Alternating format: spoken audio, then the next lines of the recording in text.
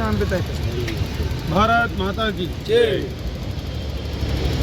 భారత రాజ్యాంగము ఈ యొక్క దేశం 1947 స్వతంత్రం తర్వాత ఏ విధంగా ఉండాలి అనేటటువంటి ఆలోచనతో బాబు రాజేంద్ర ప్రసాద్ అధ్యక్షతన ఈ యొక్క భారత రాజ్యాంగం యొక్క ఒక కమిటీ ఏర్పాటు చేయడం జరిగింది. ఆ కమిటీలో రకరకాల వర్గాల వ్యక్తులను మేధావులను తీసుకోవడం జరిగింది. దాంట్లో డాక్టర్ బాబాసాహెబ్ అంబేద్కర్ ఒకరు.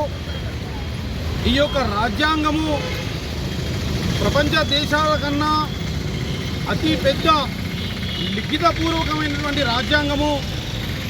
ఈ రాజ్యాంగం రాసేటప్పుడు ఈ ప్రపంచంలో ఉన్నటువంటి అన్ని రాజ్యాంగాల్లో ఉన్నటువంటి మంచి విషయాలను తీసుకొని ఇది దృఢమైనటువంటి రాజ్యాంగం అయినప్పటికీ దీన్ని అవసరమైతే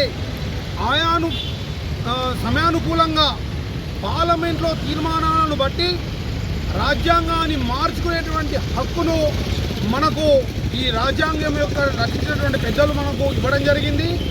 దాంట్లో భాగంగానే అంబేద్కర్ గారు ఒక విషయాన్ని తెలియజేయడం జరిగింది.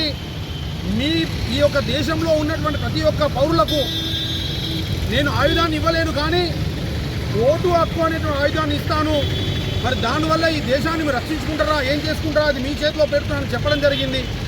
అలాంటి రాజ్యాంగము 1949 ఈ యొక్క నవంబర్ 26న పూర్తిగా రచింపబడి ఈ యొక్క అందరి వల్ల ఆమోదం తెలిపినటువంటి రోజు.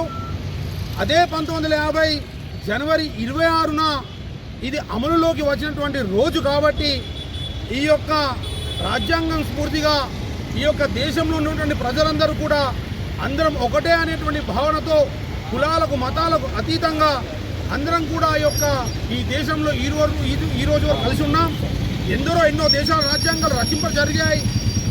ఆ యొక్క రాజ్యాంగాలు సరైన విధంగా లేని కారణంగా ఆయా దేశాల్లో ఆ రాజ్యాంగం విఫలమైంది. కానీ ఈ యొక్క భారత రాజ్యాంగం విప్పడంగా సఫలంగా సజీవంగా దృఢమైనదిగా శక్తివంతమైనదిగా ఈరోజు ఉండడం ఈ యొక్క రాజ్యాంగం రచించినటువంటి పెద్దల యొక్క నాలెడ్జ్ యొక్క తెలివి, ఇది జ్ఞానము. ఆ జ్ఞానంతో ఈ దేశంలో మనమందరం కూడా ఈ సుపరిపాలనటువంటి రాజ్యాన్ని మనము ఈరోజు ఈ దేశంలో చక్కదిద్దుకుంటున్నాం.